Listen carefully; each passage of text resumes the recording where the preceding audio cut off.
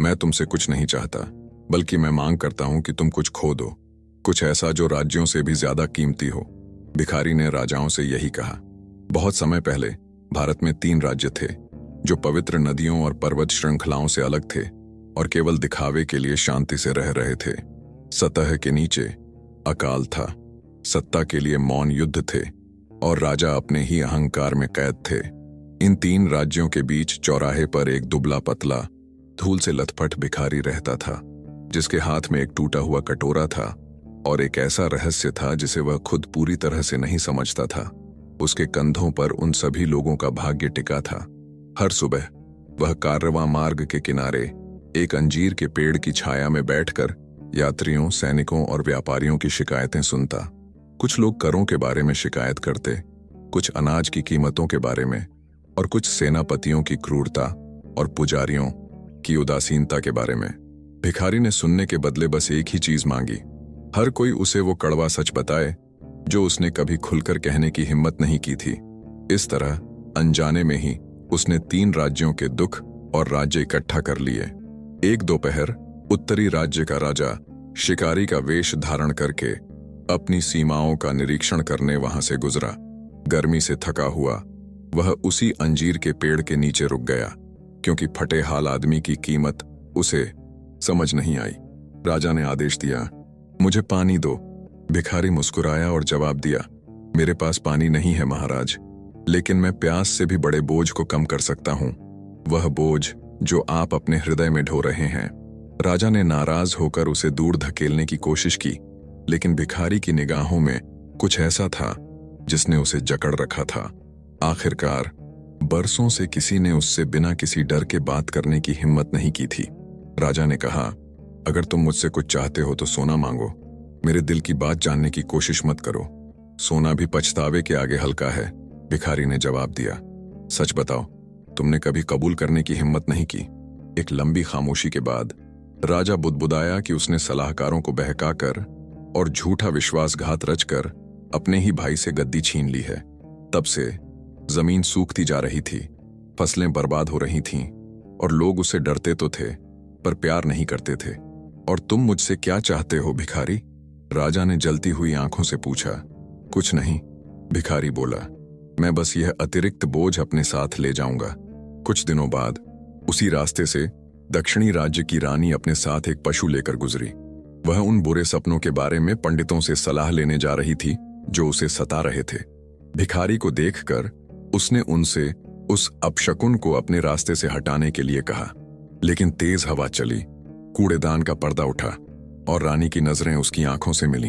एक पल के लिए उसे कोई भिखारी नहीं बल्कि अपनी ही पीड़ा का आईना दिखाई दिया। ओह मुकुटधारी महिला, भिखारी ने कहा, आपके बुरे सपने देवताओं से नहीं बल्कि आपके अपने घर से आते हैं। उत्सुकता और चिढ़ के साथ रानी अपना चेहरा घूंघट से ढकते हुए नीचे उतरी। तुम मेरे महल के बारे में क्या जानते हो? उसने पूछा।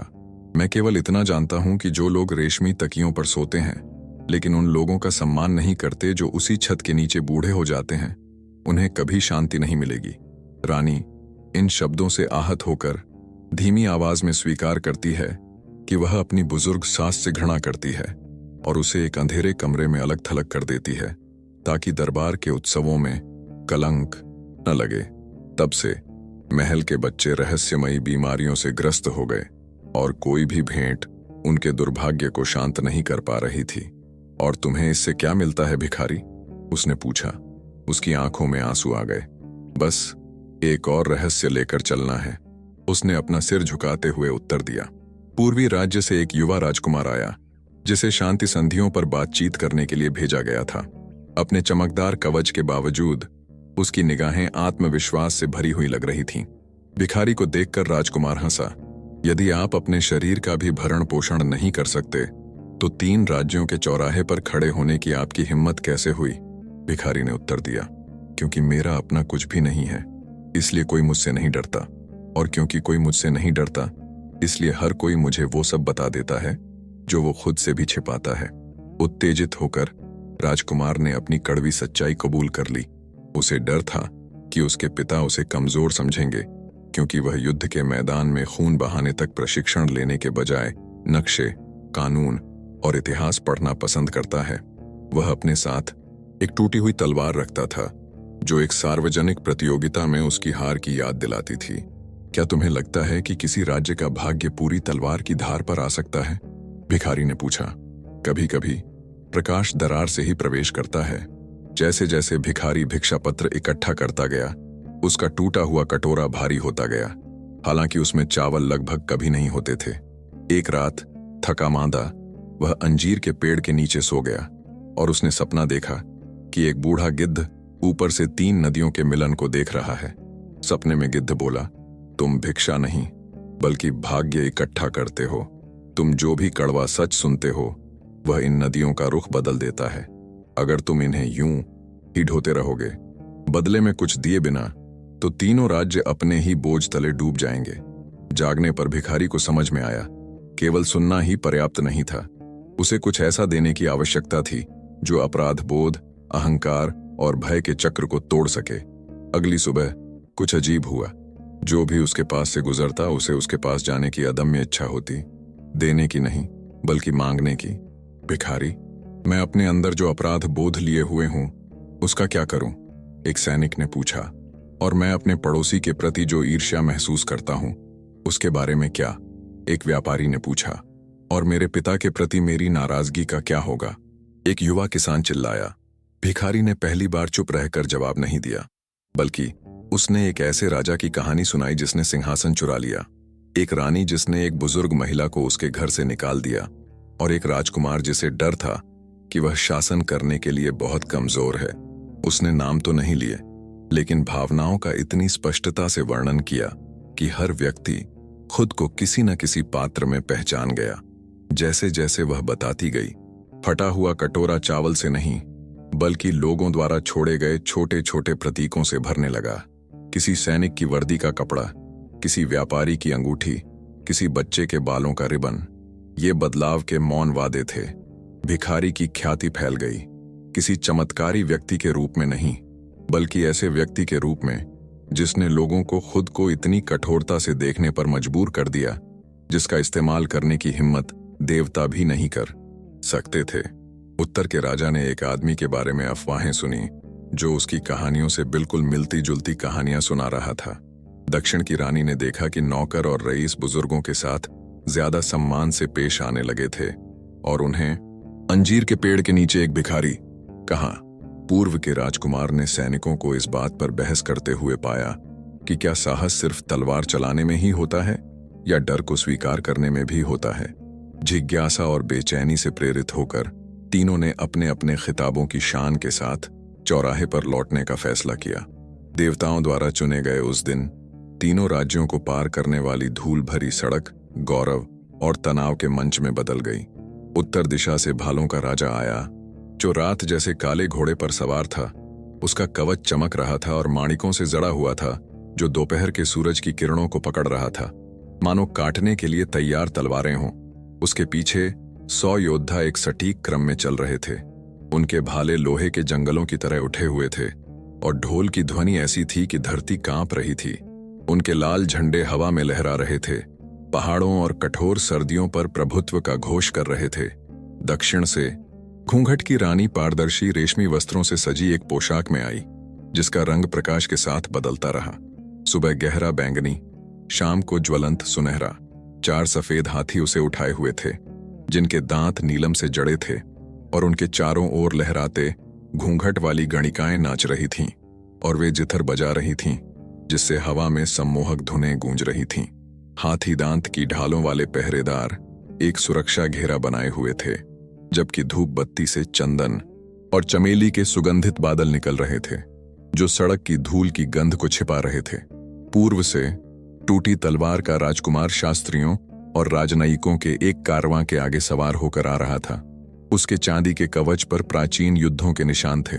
वह कोई नई तलवार नहीं बल्कि एक टूटी हुई तलवार लिए हुए था, जो उसकी कमर में लटकी हुई थी, मानो किसी थोपी हुई विनम्रता की ट्रॉफी हो।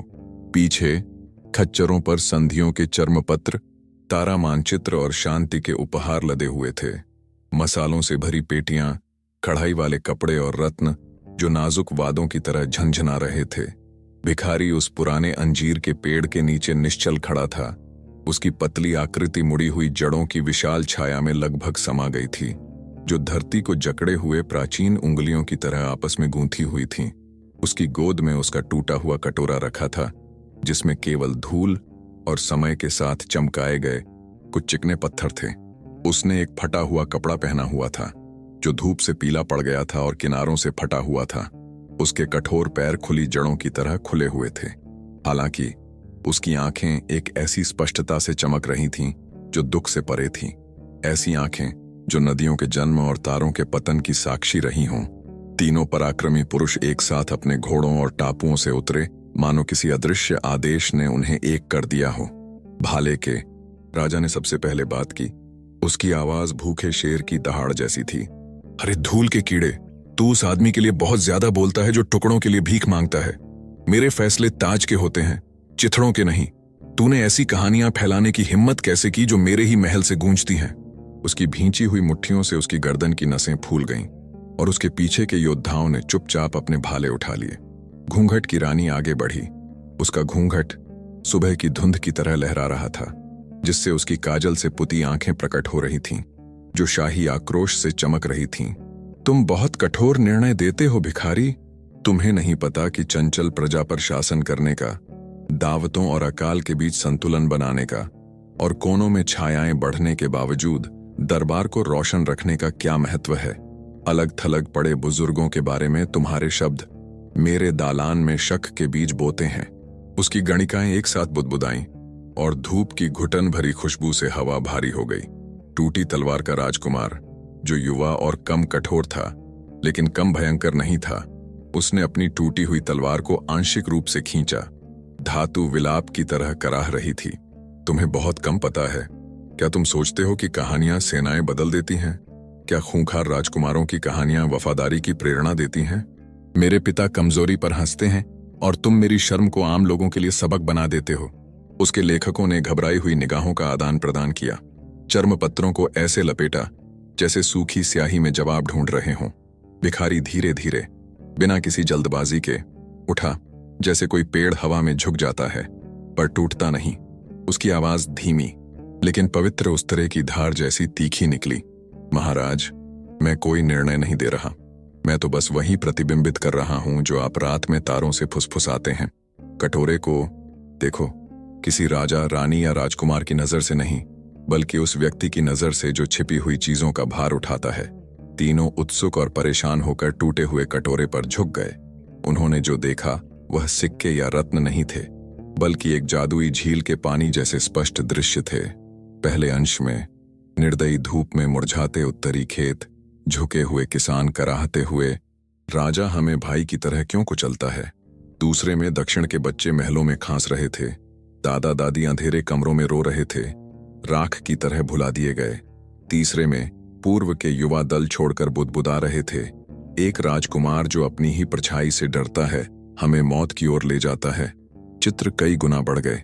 हजारों चेहरे, आम जिंदगी में गूंजते शाही फैसलों की प्रतिध्वनियां। भाले का राजा पीला पड़ गया। जादू, यह मुझे शर्मिंदा करने के लिए एक भ्रम है। रानी ने अपना घूंघट और कड़ा कर लिया। झूठ जो मेरे दरबार में जहर घोल रहा है। राजकुमार ने अपनी तलवार म्यान में रख ली।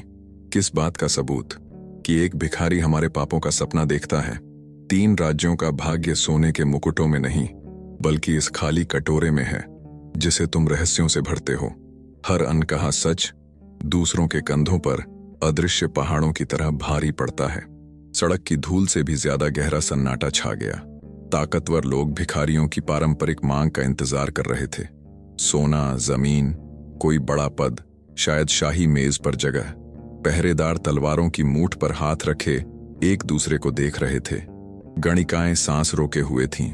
लेखक तेजी से टिप्पणियां लिख रहे थे, लेकिन भिखारी मुस्कुराया, एक शांत मुस्कान, मानो किसी गुरु की जो भ्रम का पर्दा हटा रहा हो। मुझे तुमसे कुछ नहीं चाहिए, उसने घोषणा की। उसकी आवाज भोर में मंदिर की घंटी की तरह गूंज रही थी। इसके विपरीत, मैं मांग करता हूं कि तुम कुछ खो दो, कुछ ऐसा जो राज्यों से भी ज्यादा कीमती हो। हार जाओ। भाले का राजा गरजा और भय के आवरण में तिरस्कार भरी हंसी हंसी। अपनी गुस्ताखी भरी जबान बंद करो, फिर हम देखेंगे कि कौन भीख मांग रहा है। सोना भिखारियों के हाथ से नहीं जाता, रानी फुसफुसाई, लेकिन वैभव जाता है, तुम मुझसे क्या चुराओगे? हार? राजकुमार ने आंखें चौड़ी करके कहा, मेरे पास तो पहले से ही टूटी हुई तलवार है, और क्या टूट सकती है? भिखारी ने पवित्र अंजीर के पेड़ की ओर इशारा किया, जिसके पत्ते प्राचीन रहस्य बताते थे, मुकुटों, पर्दों और तलवारों के पीछे छिपने का अधिकार खोना। आज इन जड़ों के सामने, जिन्होंने राजाओं को उठते गिरते देखा है, जोर से स्वीकार करो कि उन्होंने क्या किया है। मुझसे नहीं, बल्कि एक दूसरे से। जैसे तुम गोधूली बेला में देवताओं से स्वीकार करते हो जब कोई नहीं सुनता, वैसे ही स्वीकार करो, तभी कटोरा खाली होगा और राज्य सांस लेंगे। भालों के राजा ने घुरघुराहट की, लेकिन कटोरे का दृश्य अभी भी उसके मन में जल रहा था। बंजर खेत, उसके मृत भाई का भूत, उसके योद्धा उसकी ओर घूर रहे थे, उसके आदेश की प्रतीक्षा कर रहे थे।